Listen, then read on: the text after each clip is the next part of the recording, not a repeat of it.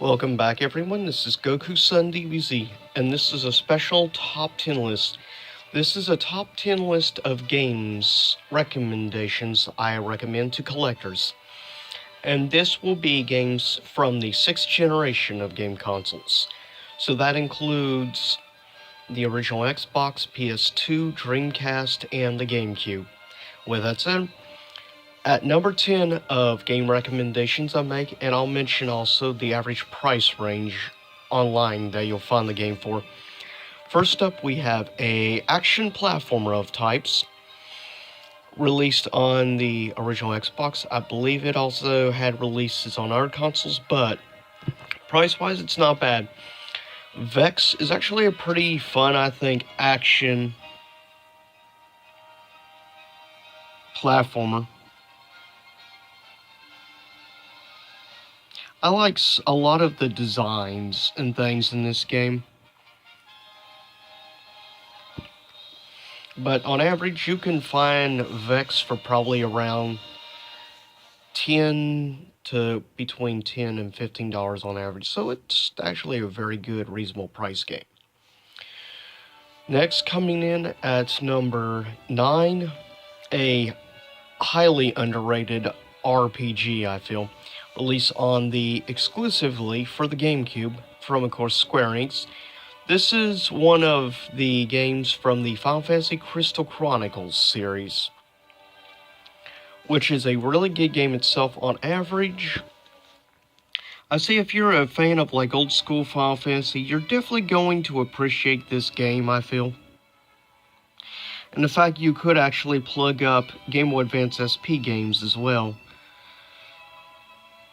up to your console, I thought that was pretty cool. Allowing Game Boy Advance compatibility, which it shows right here. But seriously, if you're a fan of old school Final Fantasy games, I'd say you'll really appreciate this game and any in the Crystal Chronicles series. But I do highly recommend this game for any big fan and advocate of Final Fantasy games.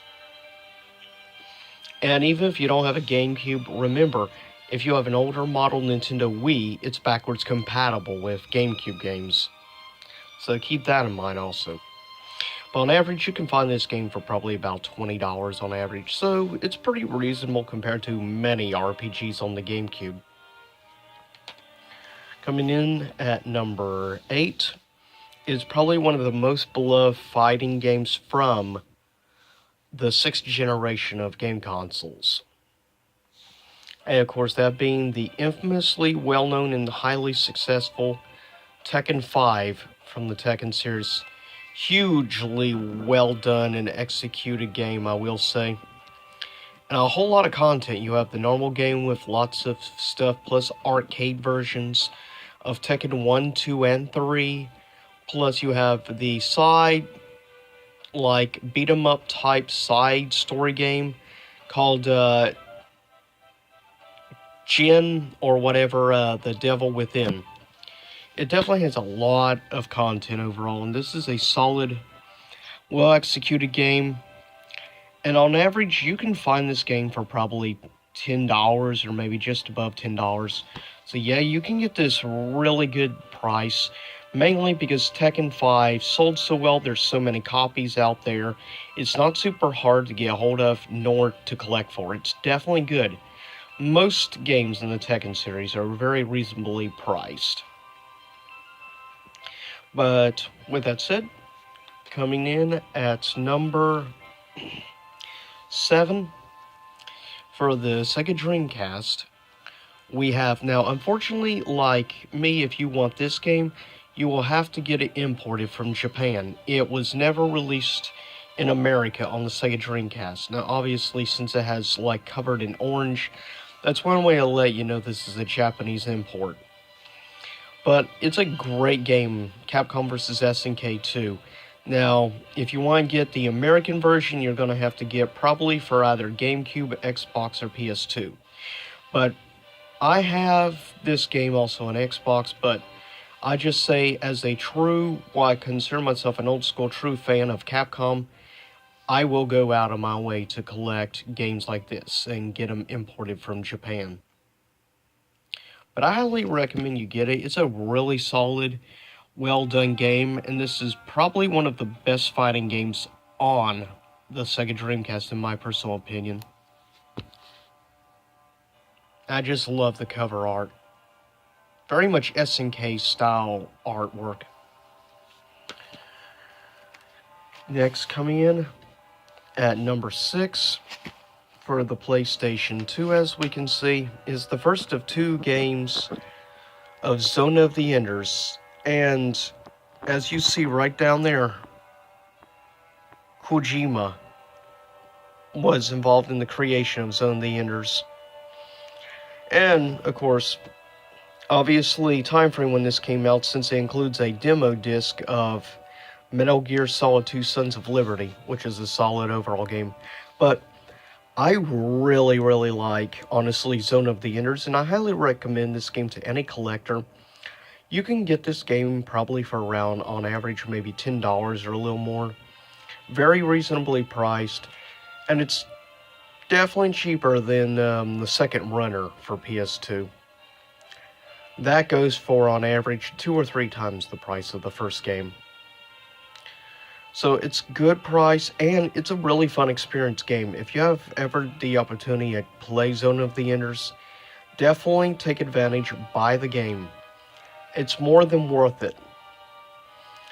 Yeah, the audio, English dubbing for the cutscenes is not good, but I'm one of those people that has a guilty pleasure for bad English dubbing for some reason.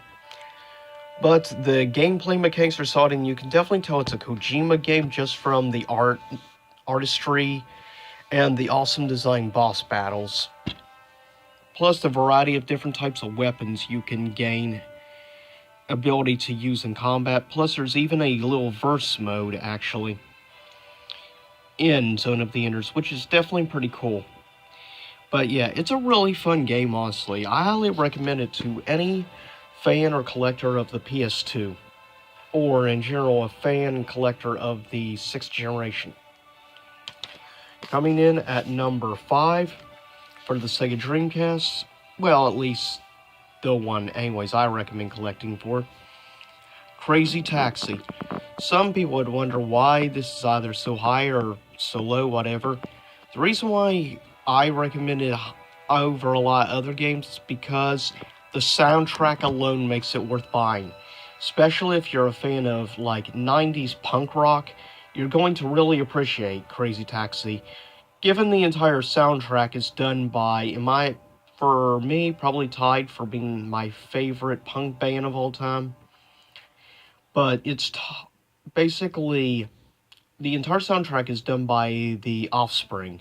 If you know who The Offspring are, awesome. If not, I highly recommend you check out some of The Offspring's music. Especially check out their song, Gone Away. Really good song. And forget about that crappy cover done by Five Finger Death Punch. But yes, if you're looking for just a game to have a lot of fun with, and a blast and enjoyment, you will definitely enjoy this game, I feel. It's just a lot of fun, getting to do all kinds of crazy, like jumping in the air, given the city I believe you're in is San Francisco, which makes sense, the design and layout of the city. But yeah, the music is one of the things that makes this game very distinctive and different from many other games. And there really is no other game I know of quite like Crazy Taxi out there. And on average, you can get the game for probably $10 or so. Coming in at number 4 is the Devil May Cry 5th Anniversary Collection. Now, if you want to collect the PS2 era Devil May Cry games, this original versions, I recommend going with the trilogy box set. It's a lot cheaper in the long run doing it this way rather than buying them individually. Plus, that way you get immediately all 3 games, which is awesome. Now, you'd be surprised at actually how good a deal you can actually get for these games are. It's kind of crazy.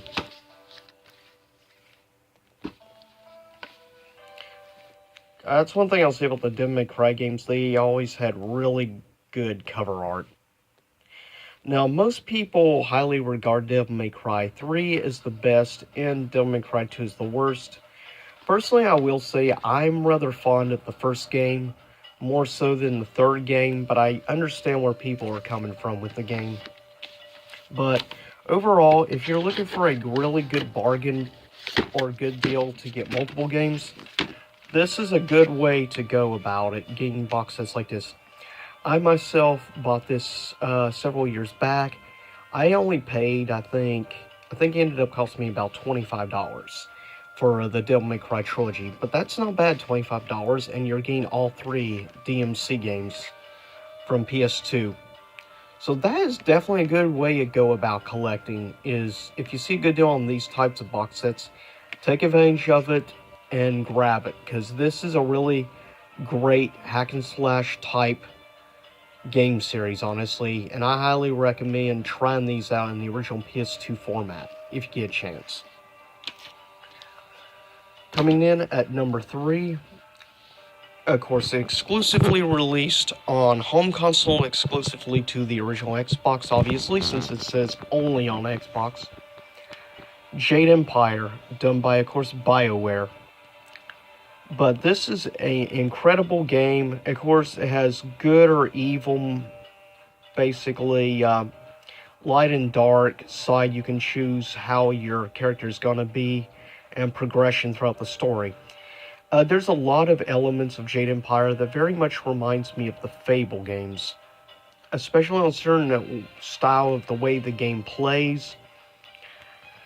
But I feel there's sometimes maybe a few more glitches here and there on Jade Empire, but still, it's a very solid overall game and a really great RPG to play on the original Xbox. If you're a fan of like BioWare games such as Knights of the Old Republic or games like Mass Effect, or more specifically games such as Dragon Age, then I highly recommend checking out Jade Empire. It's a really good game worth trying out. And I believe you can actually play this game on your Xbox One thanks to backwards compatibility patch. So yeah, if you get a chance, check out Jade Empire. Coming in at number 2 for the Nintendo GameCube is The Legend of Zelda, The Wind Waker, which of course I regard, in my opinion, as the best game in the Zelda series. Just because of the awesome cel-shading art style, which helps the game have aged way better. Now, oh yeah, I forgot to mention, Jade Empire you can get for probably on average under $20. But Wind Waker, price range, if you're looking to collect, I'd say you're probably looking at between $20 to $30 for the Wind Waker. No surprise since it's a Zelda game in GameCube, but it's still way better priced than what Twilight Princess will set you back on the GameCube. But seriously, if you get a chance to play Wind Waker, get this game, or if you have a Wii U, get the HD re-release of Wind Waker, which I still need to add. But yeah, this game is just gorgeous looking. I love the art style. One thing always did get me about GameCube was just the mini disc. Always got a kick out of it. It's just so weird.